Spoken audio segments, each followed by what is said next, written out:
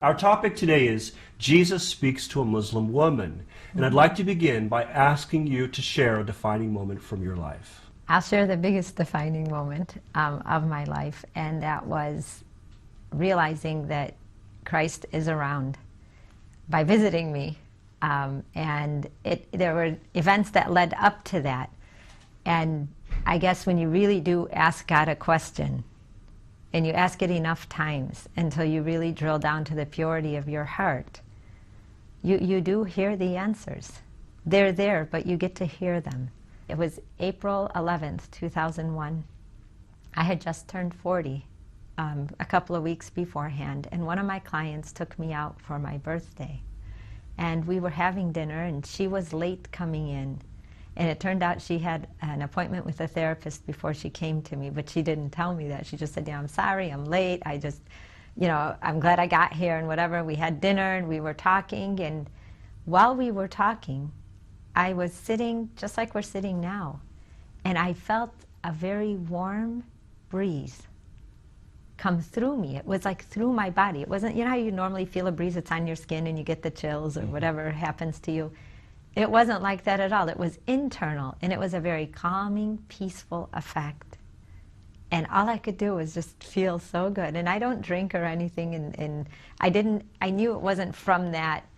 And I started thinking, oh my gosh, I see all this light, and all I could see was between you and me, let's say, was just pure white light. And within that light, I saw the form of a face. And that face started talking to me, but it didn't move lips or anything. It just was like, in a second, I knew all of these things. And I felt very absolute knowing them. It didn't feel like, oh, I'm so excited and happy, and it didn't feel like, it didn't have the emotions we have attached to it. It was just a very absolute, all-knowing kind of a feeling. And I knew all of these things in a second. And before I could stop to think, he said, I'm Christ. And I'm thinking, Christ who? Like Jesus Christ in the Christian churches?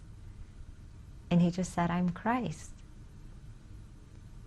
And so I'm like, okay. And then he said, your job is to bridge people's souls back to them.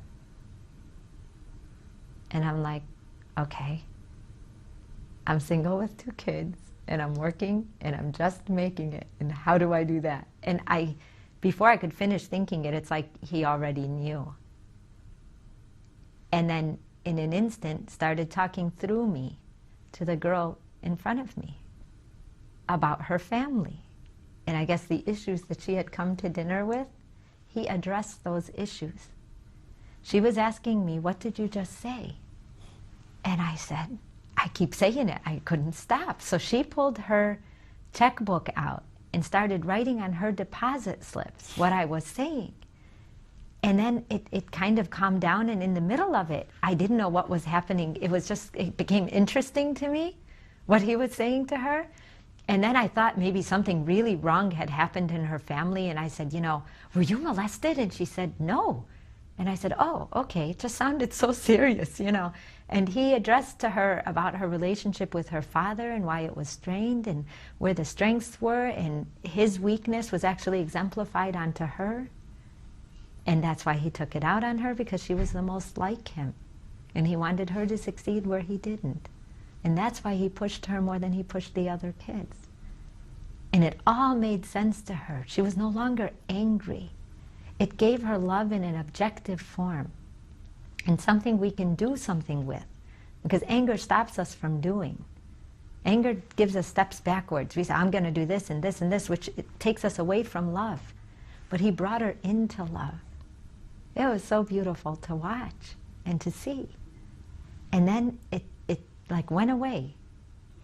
And she wanted to take those slips and leave me and run and call her mother and tell her mother what just happened. In the meantime, I told her, well, something just came to me, and he said he was Christ. She believed me, which I did not expect, because I was still trying to believe myself in that moment. And when she wanted to leave, I'm like, no, you cannot go. You have to stay with me, because I can't be alone right now. And I'm going to go home alone, and I don't know if I can do this. And she said, you should see your face. And I'm like, what does it look like? And she said, I don't even know. You just look peaceful, but you're so bright. Mm. I wish I could have seen it, but it wasn't meant for me to see. But feeling it was pretty darn good. So that was one defining moment that really led to many others. That led to my writing changing, my writing teaching me a lot more. Now that everything was out in the open, I knew I was going to see someone. I didn't expect it to be Christ. And me being Muslim, it taught me that if he can come to me, all this talk about God is one is true. There isn't one God for each religion. Religion is a vehicle to God if that's what brings you closer to God.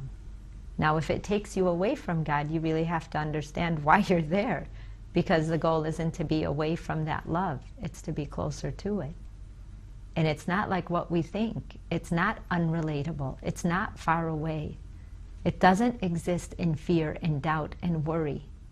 All those things stagnate us, again, taking away from who we are and who we could be. And that's definitely not what God does. God gives. And then I started seeing what we as people take away. What we allowed ourselves to tap into that beauty and say, you can't have it unless it's this way. You can't have it unless you've paid this much money. You can't have that unless, you know, you have this car or that house. Or we turned love into things. And then God's love was separate. I'm like, where did God's love go? And that's actually the driver of all of our cars. When we're mad at God, we say we don't believe in him, or we didn't get what we wanted from him, but then we're practicing conditional love on God. And a lot of times we can only do that if that's what we feel he's doing to us. And a lot of times we're taught that.